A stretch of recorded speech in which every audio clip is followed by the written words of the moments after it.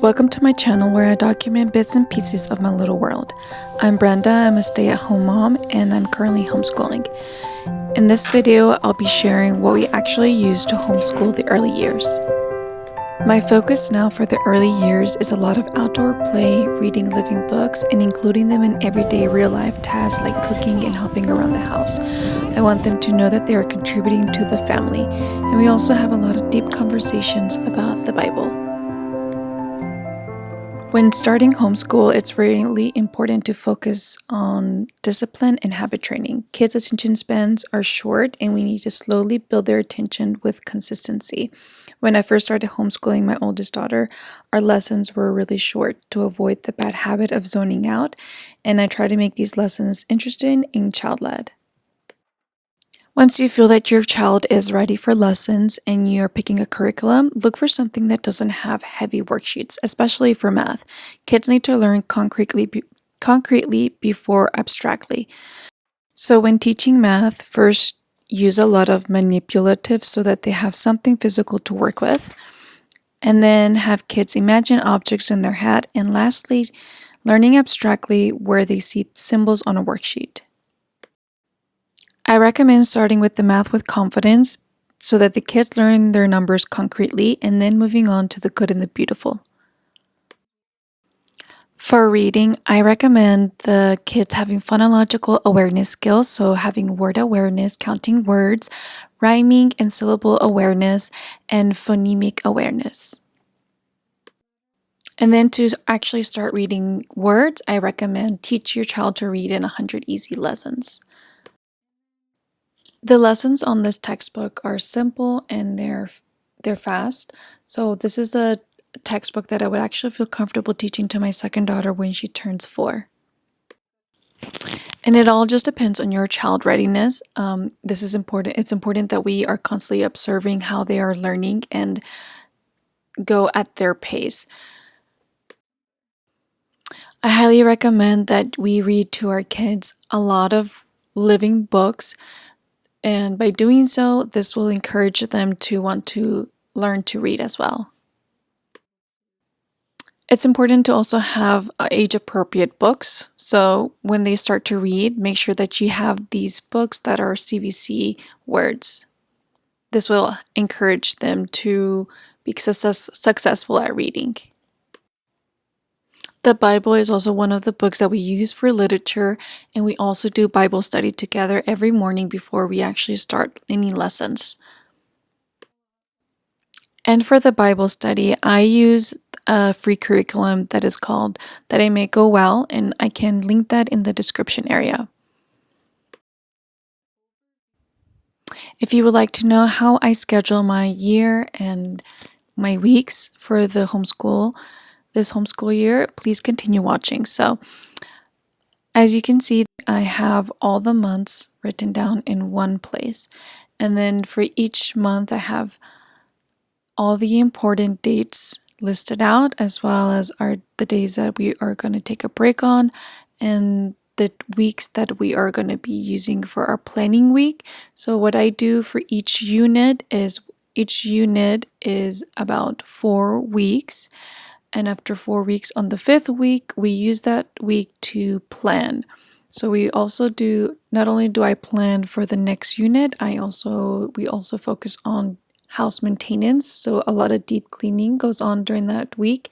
We do cooking for breakfast, batch cooking, and then also just any other fun cooking that we need to do related to the theme of that unit. And then we also go to the library to go grab all the books that we're going to need for the next unit. So each unit has a theme. So as you can see, for the month of September, Unit 1, the theme is going to be harvesting. So we're going to be harvesting mushrooms, we're going to be harvesting apples, and then we also have the fall season in September. So all of that, we're going to grab all the materials that we need for those themes and all of the books as well. Having this overview is very helpful and I recommend it to everyone. It just helps you get a little bit more organized and get your mind wrapped around it. And then I also have, starting each month, I have 1 page or 2 pages dedicated to just that 1 month. So this is the month for September. I have the days, and then I have written down our goals for that month. We have the weeks and the themes for each week. And we have the unit. We also have, I have on the right side a tracker of like kind of like an attendance tracker for that month and everything we do. I'm going to put a dot for that was completed that day. And then we have a book list on the far right. This is where I write down any books that I really liked, any books that I want to get in the future and such as that. And this would be something I would be getting ready or writing down everything on this page when I am during the planning week. So during that planning week, this is what I'll be working on. And on Sunday nights, that is when I plan for the week that's coming up. So on this page, I have the week, Monday through Friday. And this is where I put the poem, I put the memory verses, I put all the lessons plans for math and literature and reading, and any of the art activities, science activities, and our nature studies. So the way our rhythm goes in the mornings is we start off with Bible study, memory verses and worshiping, and then we go into morning menu and calendar. So for a calendar is basically I have a calendar that we glue onto her journal, and this journal is where we're going to put everything. We're going to do all sorts of activities on this journal. We're going to do her writing on this journal. We're also going to do nature study on that journal and put all of our end of the month pictures in this journal. Everything is going to go on this journal. This journal is an example of last year's journal and everything we did, and it was really fun for her to look back on it now after we took a break. She really enjoyed it, so I know that this journal works for us, and I'm gonna keep doing this journaling where all of the work goes on it. So after we do the calendar, we then do morning menus. So morning menus for us was something like a review. We use these menus to review the calendar. Not the weeks, days of the week in the months, and some quick review on math lessons or anything like that. Whatever, I would just stick into these pockets and review.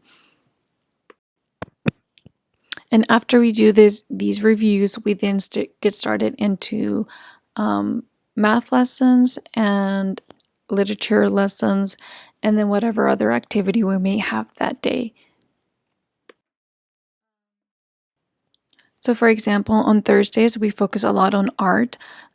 We will do some sort of art for the poem of the week, and then we will do writing, which will be writing our memory verse, and then we will summarize the lessons that we learned this week, and continue on with narration. On Fridays, we will do art and narration of the Bible, and then Fridays is also our nature study, so we will go outside and spend most of our day outside. And my driving force to keep homeschooling my kids is faith and childhood preservation, and then making it possible that they can learn from real life experiences. I really like Charlotte Mason's philosophy, so I lean a lot towards a lot of learning through play and learning through music and learning through a lot of living books. So if this is something similar that sounds kind of like what you are doing in your goals, I hope you stick around and follow us through this precious journey.